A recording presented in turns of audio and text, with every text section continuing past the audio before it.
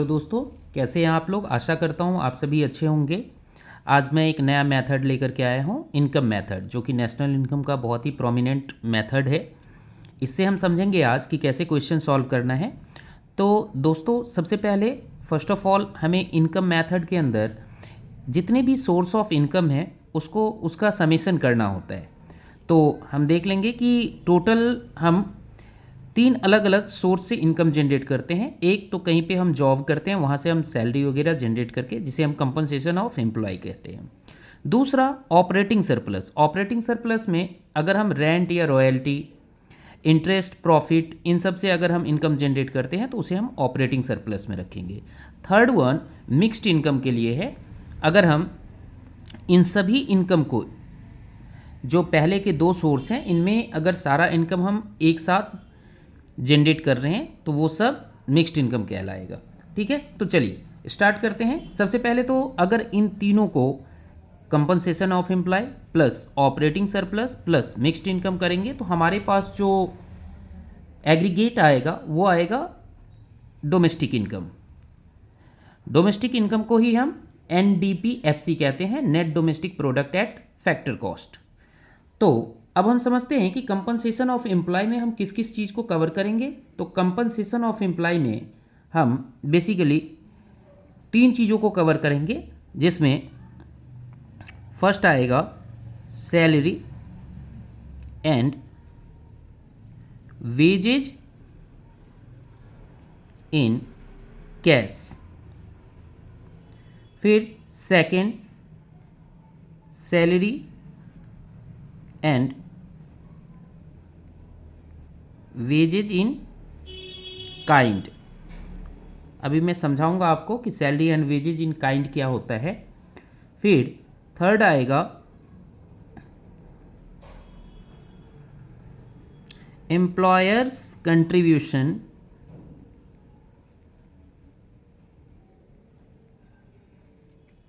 In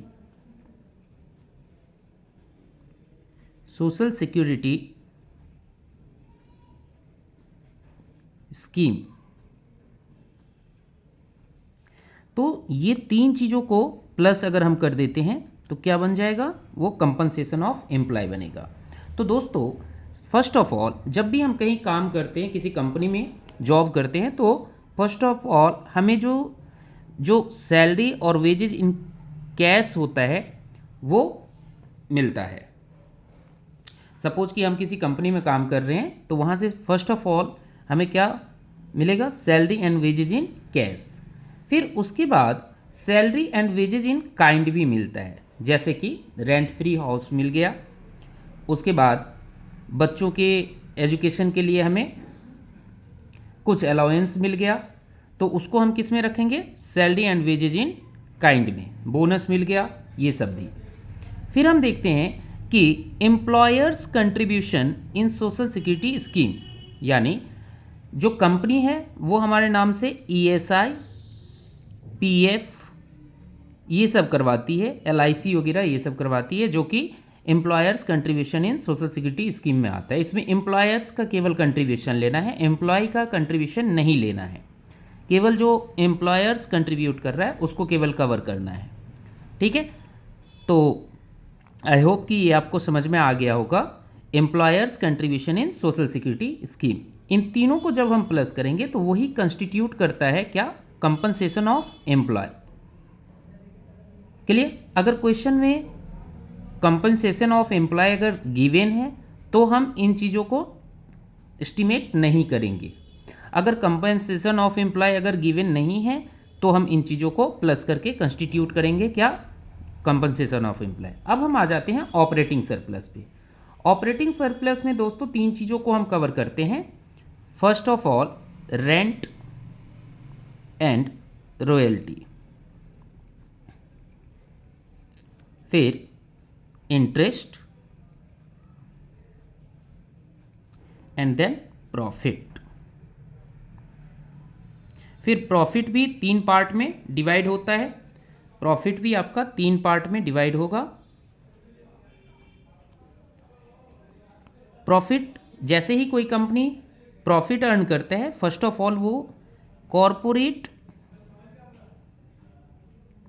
profit tax पे करता है। देन डिविडेंड, और फिर जो प्रॉफिट रह गया रेस्ट प्रॉफिट, उसी को हम अनडिस्ट्रीब्यूटेड प्रॉफिट कहेंगे।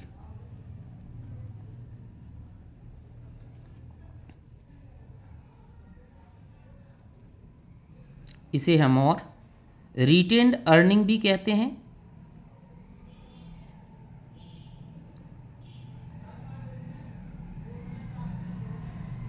और हम इसको क्या कह सकते हैं, और इसे हम कॉरपोरेट सेविंग भी कहते हैं।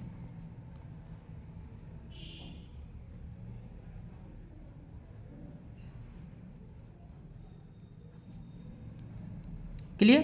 तो इन तीनों को प्लस करके क्या बनेगा, प्रॉफिट। ये प्रॉफिट कंस्टिट्यूट होगा, और profit plus interest plus rent को जब हम प्लस करेंगे तो वो क्या कंस्टिट्यूट करेगा, वो कंस्टिट्यूट करेगा ऑपरेटिंग सरप्लस को। और mixed income as it is आपको क्वेश्चन में दिख जाएगा, या mixed income of self employed दिख जाएगा। तो दोस्तों ये तो इनकम मेथड से जो फॉर्मूला है वो उसके क्या क्या कितने एलिमेंट है, कितने सब एलिमेंट है, ये मैंने आपको बताया। अब हम इनकम मेथड से क्वेश्चन आपको कैसे सॉल्व करना है उसको समझते हैं।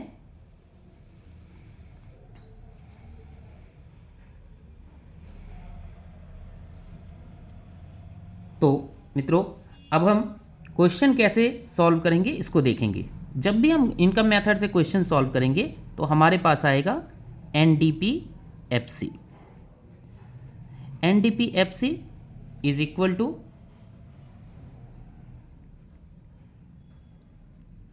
Compensation of employ.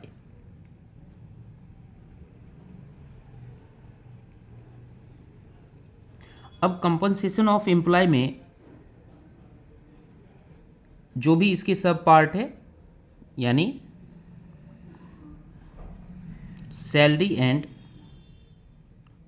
Wages in cash and kind plus employers contribution in social security scheme, ये आपको लेना है। फिर इसमें और क्या करना है, प्लस करना है ऑपरेटिंग सरप्लस। उसमें क्या आ जाएगा, rent and royalty plus interest plus profit. अगर प्रॉफिट गिवन नहीं है तो प्रॉफिट का सब पार्ट आ जाएगा।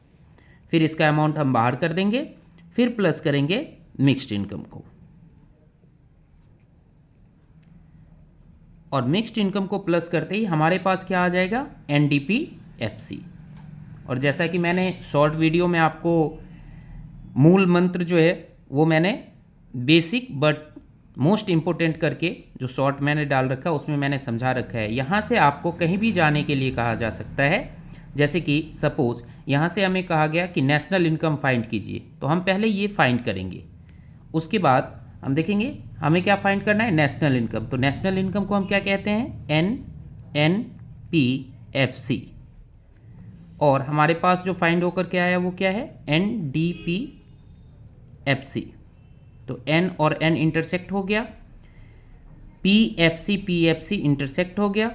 अब बचा कौन, तो हमें D से कहाँ जाना है, N पे। तो D से N पर जाने के लिए हम प्लस करते हैं NFIA, और हमारे पास आ जाएगा जो भी वैल्यू, ये प्लस करने के बाद डोमेस्टिक इनकम में जो भी वैल्यू आएगा वो वैल्यू क्या हो जाएगा, नेशनल इनकम। तो आशा करता हूँ कि ये फॉर्मूला, ये टेक्निक आपको समझ में आया होगा। चैनल को सब्सक्राइब करना ना भूलें। मैं देख रहा हूँ कि व्यूज़ बहुत ज़्यादा आ रहा है, बट उस हिसाब से जितना भी व्यूज़ आ रहा है उस हिसाब से सब्सक्राइब लोग कम कर रहे हैं। तो सब्सक्राइब करना ना भूलें। वीडियो अगर पसंद आया हो तो लाइक करना ना भूलें। और अगर कोई चीज़, अगर आपको अगर लगता है कि इकोनॉमिक्स में और भी कोई टॉपिक है जिस पे मुझे प्रेजेंटली वीडियो लाना चाहिए, तो आप ज़रूर कमेंट बॉक्स में अपना कमेंट दें। धन्यवाद।